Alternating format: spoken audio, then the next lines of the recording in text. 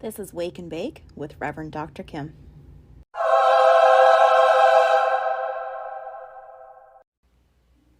This time we explore a topic that's been a little hot this week. A couple of my clients have asked in their own ways about navigating conflict and remaining true to spiritual beliefs and knowledge of metaphysical laws. How do we face adversity and make change without joining them? So let's dive in and have a chat about how it's not about resisting what we face, but finding the wisdom to rise above it. In the teachings of Jesus Christ, we discover the power of love and forgiveness. He urged us to turn the other cheek, promoting nonviolence and understanding, even in the face of adversity. By walking the path of compassion, he showed us the strength of spiritual resilience.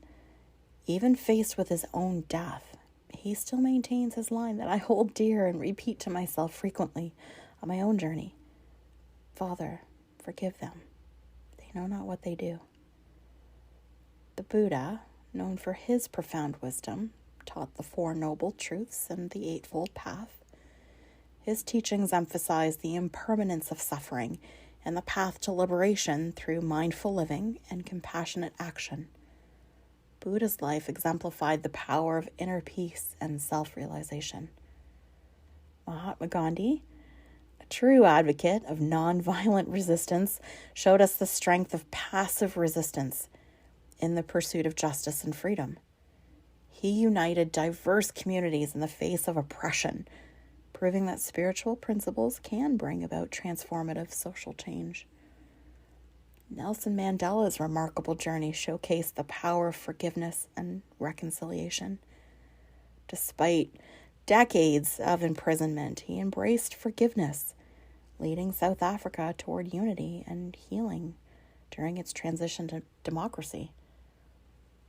The Tao Te Ching, that ancient Chinese text that's attributed to Lao Tzu, encourages living in harmony with the Tao, embracing the natural flow of life and overcoming challenges through non-resistance.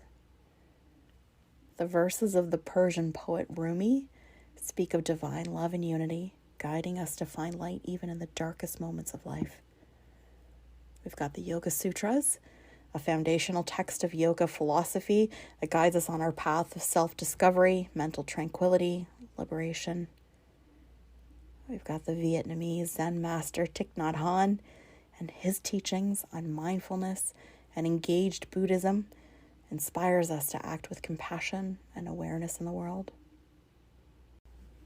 There are ways to manifest positive shifts without resorting to protest, retaliation, or pushback. Instead, with spiritual awakening and awareness, we learn to manipulate energy through focused attention and intention, meditation, and consciously affecting the collective consciousness. By understanding these metaphysical laws, we can channel our energy into creating a world of compassion, peace, and harmony. When we shout no at something, we send energy of creation to feed the very thing that we want to change. The universe operates on the principle of vibration and attraction. Like energy attracts like energy. If we focus on resistance and opposition, we perpetuate the energy of conflict. To create true change instead of more of the very thing we don't want, we have to embody the qualities we wish to see manifested in the world. Instead of fighting against negativity, we become the living embodiment of positive change. We vibrate at the frequency of compassion, understanding, harmony. Gotta be the peace. We have to address and heal the shadows within us and then project it out onto the 3D grid. That healing increases our light quotient. And then by doing so, we align ourselves with the energies that can transform the world for the better.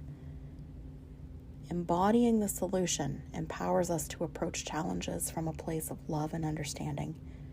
It doesn't diminish the importance of standing up for what's right, but it emphasizes doing so from a higher perspective. Instead of engaging in fights or battles that perpetuate the energy of conflict, we focus on finding creative and constructive ways to address the issues that we face. Being responsible with our energy means being mindful of the emotions and thoughts that we project out onto the world. By choosing to radiate love, kindness, empathy, we create a ripple effect that touches the lives of those around us and beyond. By embodying the change we wish to see, we become beacons of hope and inspiration for others. We lead the way. Our actions, our intentions can spark a positive chain reaction, encouraging people to adopt a similar mindset and contribute to a collective shift toward a more compassionate and harmonious world, toward a more ethical and efficient society, toward progress, toward evolution, toward a conscious existence. Remember, the transformation we seek begins within ourselves. As we change, so does the world around us. Once you know, you know. There's no way around it. And we have to take that responsibility. We have to become and remain mindful of our energy, our thoughts, our intentions, and consciously choose to vibrate only that which we wish to see more of in the world. This is the metaphysical way. This is the spiritual way. Don't let it be in vain. Don't forget the wisdom of the enlightened beings, masters, and ancient texts. From Jesus' teachings of love and forgiveness to Gandhi's nonviolent resistance, these luminaries showed us that true change begins with embodying the values we hold dear. Let us be like Nelson Mandela, embracing forgiveness and reconciliation in the face of adversity, paving the way for unity and healing. Let us be inspired by Mother Teresa, attending peace demonstrations rather than protests. Albert Einstein said, "You can never solve a problem from the level on which it was created." This is what we're talking about here. This comes from his understanding of metaphysical laws and quantum physics. When we face adversity or conflict, we have to transcend the limited perspective from where the problem originated. We have to elevate our consciousness to a higher level of understanding.